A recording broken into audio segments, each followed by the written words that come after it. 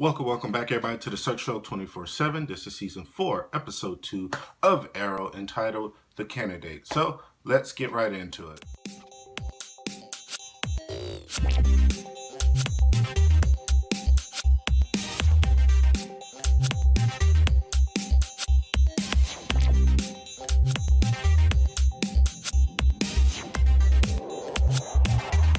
Alright, guys, in this episode, well, first of all, this episode is kind of, or the season so far is kind of reminding me of Gotham's second season, only because it's kind of dealing with the same things. Like, if you watch Gotham or not, there's a guy who's trying to kind of run for mayor, but he's evil and stuff like that, blah, blah, blah. And in Arrow, it's kind of the same thing, too, just a little bit different, but it's kind of reminding me of that storyline. But I digress from that. I still really enjoyed this episode. I more enjoyed the subplots within the team. We opened up with the team working as a team, like Team Arrow actually working as a team and really kicking ass, trying to defeat some of these ghosts that keep popping up from Damien Dark, which is really cool just to see them all working as a team in costume and stuff. Was a really cool like moment and stuff like that I really enjoyed. And hopefully we get more of that throughout the season. Just them fighting as a team, kicking ass, and just looking cool doing it is just really comic booky, and I just really enjoyed like moments like that. So it pulled it off really well this episode.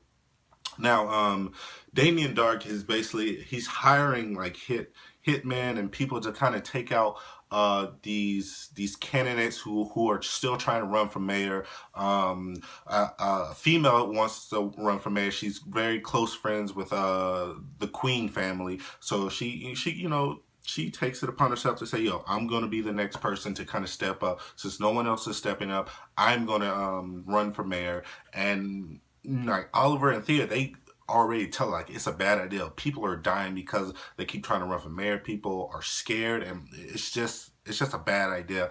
And this lady quickly finds out that yes, it is a bad idea to run for mayor, especially if you can't protect yourself, and especially if you have loved ones. And her daughter ends up getting kidnapped by the guy who Damien Dark has like hired, and he kind of takes it upon himself to take it a step further. And what I like about Damien Dark is like when he hires you, he expects you to do it a certain way, and if you go past that line, he feels like you're disrespecting him, that you don't have any honor and stuff like that. So I like that kind of villain, a villain who has like honor and who does stuff a certain way and who has respect for being evil or something like that. And I like the way Damien Dark has kind of portrayed himself, that the guy, he took it upon himself to bring in the daughter when he wasn't really supposed to. He was just supposed to do it a certain way. He didn't really do it that way, and Damien Dark didn't like that at all. So I like that in my villain.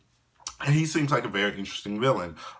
He didn't really have too much to do this episode, but he still seems like a very interesting villain, and a villain who's going to be very intelligent, and he's going to figure out stuff, and it's going to be a big issue throughout the season. So I'm super excited to see what else he brings to this table. But what I really enjoyed about this episode the most was just like I said, we had the great moments with the team and stuff, but you kind of see the team kind of crumble a little bit, especially under pressure, because these ghosts keep coming. They still don't know how to stop them, and still don't know how to, like, kind of stop the bleeding when it comes to like people dying and stuff like that. And Thea, she's taking it upon herself. She's being very aggressive and very extra violent towards these enemies, where she doesn't really have to. And Oliver is trying to teach her that you have to kind of know how to rein yourself back, and got to kind of like pace yourself when it comes to this fighting, and do it a different way just to get information. And she's doing it too violent, and it causes them to kind of fight. And that was just a good moment, because it reminds you of, oh, they're brother and sister, and brothers and sisters, they fight. Even if they have costumes on, they still fight, they still bicker. And it was just interesting to see, and it was just fascinating. And then Oliver proceeds to tell her like the true story and why she's got so much anger and why she's so aggressive in fighting is because of when she went to Nana Parbat and she almost died, and he had to put her in the pit, and you know he was told not to kind of put her in the pit because it changes you, and now we're kind of seeing those effects, and that's what I like, because when it first happened, she kind of seemed all right. I was like, this is kind of weird because usually in the comic books when you're in the pit, you kind of change. And it was at first throughout in the last season, I felt like it was weird because she wasn't really changing. But now we're kind of seeing it like 6 months after the fact, and that's really really cool that they added that in there. That it's changing her, and now that Laurel has found this out that it can actually bring people back from the dead, she gets the light bulb in her head that, oh, maybe I should bring my sister to this place and see if she can get like revived and stuff. But the problem with that is obviously it's going to tie into Legends of Tomorrow, but how much of a factor is that going to be? Because like Thea, she was close to dying, but she didn't die, and she got healed, and she's now becoming like Sarah. She was completely dead, and she's been dead for a while. So is it going to heighten the fact that her aggression and her anger and her craziness is going to be 10 times as much as what Thea is? That's what I'm super excited for. And it leads, like I said, it leads into Legends of Tomorrow. So it's going to be a really cool tie-in whenever that happens. So her, Thea, Laurel are going to take Sarah to Nando Parbat to get some answers and to see if they can revive Sarah. So I'm looking forward to that.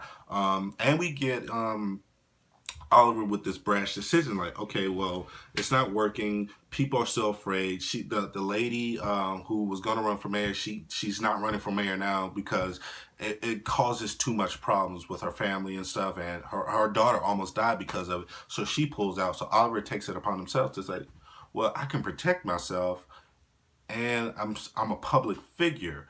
So why should I run for mayor? And that's going to be really cool if he runs for mayor and he's the Green Arrow. So he can kind of have his eyes everywhere and know what's happening, and he can protect himself because he's Oliver, but aka he is the Green Arrow. So that's really really cool. I'm super excited about this episode. And I'm super excited for what the future holds. So what do you guys think about this episode? Please like this video, comment, subscribe, tell me what you thought, and as always, this is the Cirque Show 24/7. Be easy.